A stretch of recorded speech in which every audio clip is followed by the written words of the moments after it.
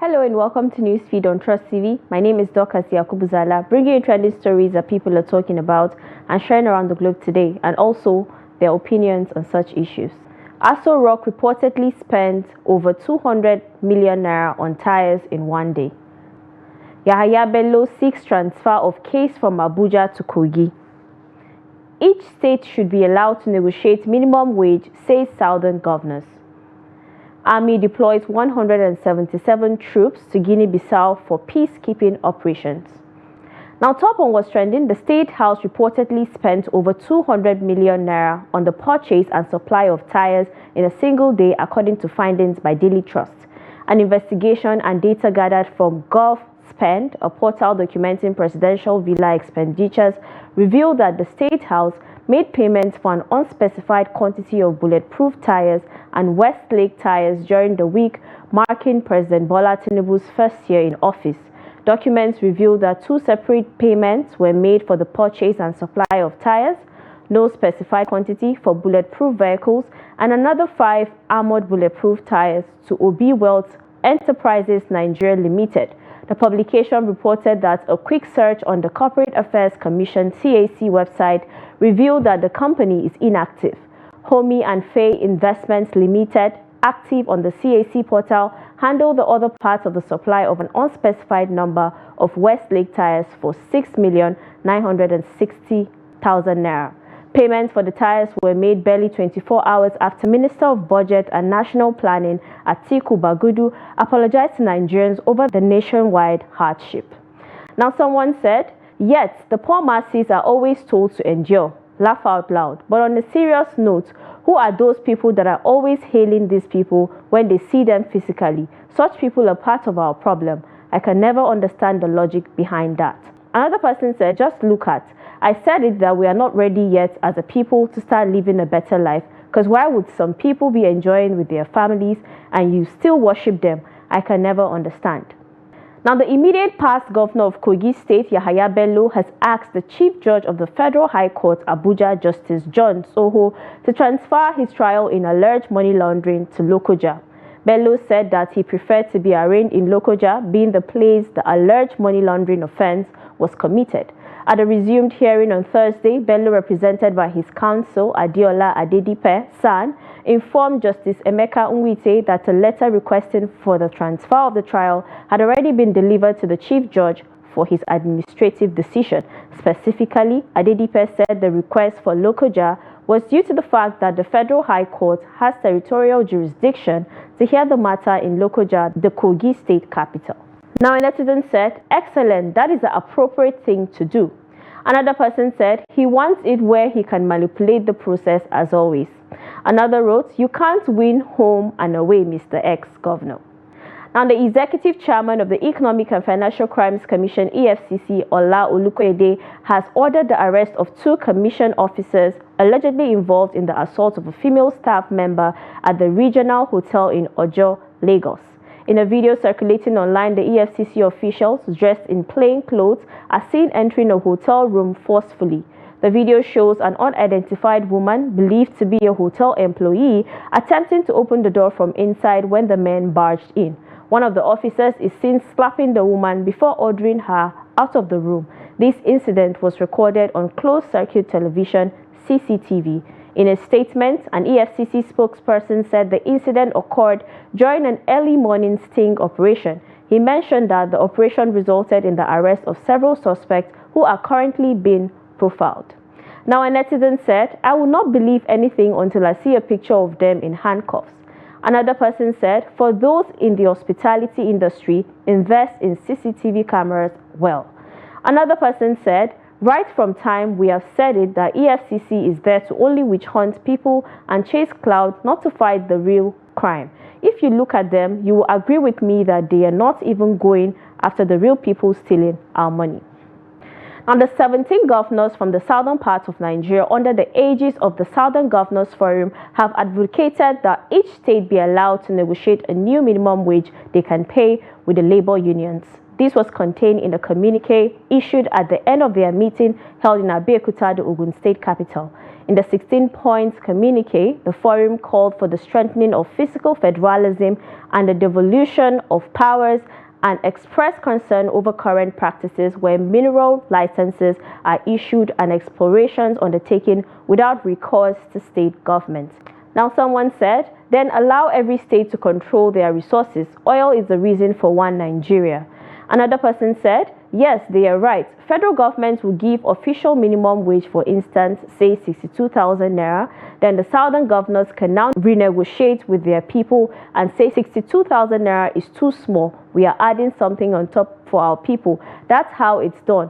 Nobody will go below federal official rates but can go higher.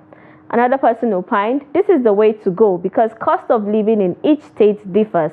States like Lagos and other rich states can pay 100,000 naira plus. God bless Nigeria. Now, the federal government has announced that releasing skits, films, or music videos without obtaining classification from the National Films and Video Censors Board (NFVCB) is an offense. Shaibu Hussaini, the board's executive director, emphasized the importance of enhancing video content classification in Nigeria. In a statement released on Wednesday, June 26th, Hussaini revealed that the NFVCB has initiated plans to establish a world-class classification center and warned content creators against distributing unclassified skits, films, or music videos. The NFVCB is now collaborating with security agencies to identify and prosecute filmmakers who violate this regulation. The NFVCB also condemned the promotion and distribution of same-sex content on social media, reminding filmmakers and content creators that it's illegal to publicly exhibit same-sex relationships in Nigeria. Now, someone said, if you focus on movie and maybe music, your plan could work. But any move against social media is dead on arrival. Another person said, working with the relevant agencies to track down individuals and Newsfeed track bandits terrorizing the country for years. It's well. Another said, I spoke about this in one of my videos. No one will pay attention until a scapegoat is chosen. Now let's go on a short break, and when we return, you get to see how a Nigerian celebrated his graduation abroad in grand style. Stay tuned. Welcome back, it's Newsfeed. Now, former Chief Executive Officer of one of Nigeria's e-commerce giants, Konga, Nick Imudia, has reportedly died by suicide. Newsmen reports that Imudia took his life on Tuesday, June 25th, by jumping from the balcony of his apartment in Lekki, Lagos State. Before making the jump, he was said to have called his brother based in the United States to give instructions on how to distribute his wealth should anything happen to him. He was also said to have reached out to his young daughter from a previous relationship, telling her he would always be there for her and that she only needed to look in the sky to see him. His friends, family, and associates have been thrown into mourning following the unfortunate incident. Imudia, who hailed from Ika South local government area of Delta State, was previously married to the mother of his young daughter, who is also from the same local government. Now, someone said, success is not solely defined by achievements, but also by the strength and peace of mind one carries along the journey. May his soul rest in peace. Amen. Another person said, if a financially successful CEO can commit suicide, wetin poor man go do? This is to tell you that happiness doesn't come from wealth. May his gentle soul rest in peace. Amen. Another person wrote, so sad, it's crucial to recognize that mental health is just as important as physical health. Suicide ideation is a serious issue that should never be underestimated. If you or someone you know is struggling, it's vital to seek help and support. We must prioritize our mental well-being and encourage open conversations about mental health to reduce stigma and promote healing. Let's look out for each other and foster a community where everyone feels safe to reach out and seek the help they need. Now, a Nigerian man has pulled out a show as he graduates from Cambridge University. Safe to say, he brought his Nigerian culture to the ceremony. Take a look.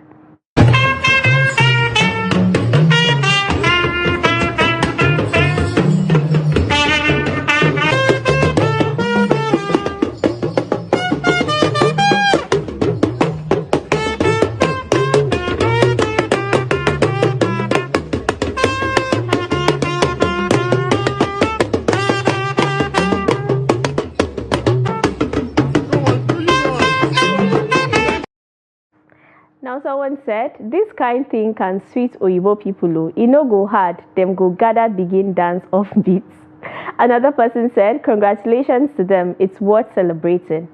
And a woman said, I'm showing this to my daughter in advance. Now, RT Steel Nigeria, a long-standing player in the routine sheet production market, may be bidding farewell to Nigeria. The steel plant in Ota, Ogun State, has reportedly struggled with intermittent production for almost a year, making it difficult to meet the funding requirements necessary to sustain its operations. A source told newsmen that severe indebtedness caused by foreign exchange losses, unfavorable economic policies, and other factors depressing local pricing mechanism forced the company to sell its products at a loss. These issues are the primary reasons for the plant's shutdown. The source also revealed that two other major steel companies based in Nigeria, along with several Indian steel companies, have expressed interest in purchasing the closed plant. This move aims to revive operations and save thousands of direct and indirect jobs linked to the company's value chain. Now, a netizen said, inasmuch as it's quite sad that a lot of multinationals are leaving Nigeria, I must say that of what economic value were they to Nigerians? For a lot of them, though their products were manufactured here, their retail prices were still at the rate of imported products. How many of them developed the areas where they functioned? How many of them picked core social responsibility projects? More than half of what they made from the country returned to their parent countries. They polluted, littered, and advantaged faulty poles from failing systems. Now that they have joined in crumbling the economy they are running because it's not in their favor anymore. Another person said, they should pass a law, no company should exist anymore. Another person wrote, I sincerely hope this will not increase the rate of unemployment because at this point, I don't get it anymore. And the Nigerian army has deployed 177 personnel on a peacekeeping mission in Guinea-Bissau to help restore peace and stability in the West African country. The Chief of Army Operations, Major General Boniface Sinjen, disclosed on Wednesday during the graduation ceremony of the troops of the Nigerian Company 3 ECOWAS Stabilization Support Mission at General Martin Luther Agwai Peacekeeping Center, Jaji in Kaduna State. Addressing the troops ahead of their departure to Guinea-Bissau, General Sinjen explained that the West African country is grappling with political instability and institutional crisis, which have consequently posed a significant threat to peace and sustainable development in the sub-region. He said that the deployment of the contingent of military forces to Guinea-Bissau by the Nigerian government through the ECOWAS reaffirmed their commitment to supporting the government of the Republic of Guinea-Bissau to consolidate its authority, address the security challenges, and strengthen democratic governance as well as foster stability in the country. Now, someone said, we have not removed the sand from our eyes, we are trying to remove it from others' eyes. God have mercy. Another person said, charity begins at home. Keep peace in your house first. Another wrote, is there war in Bissau? Why will our government ignore the hunger that's ravaging our people and be wasting money to protect a country that does not have any crisis? And now to a funny video of how an elder brother overtook his younger brother's birthday celebration. Take a look.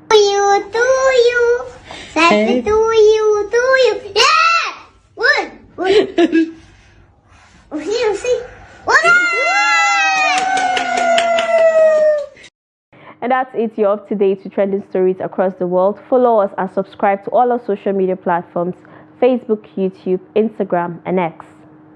Until next time, goodbye.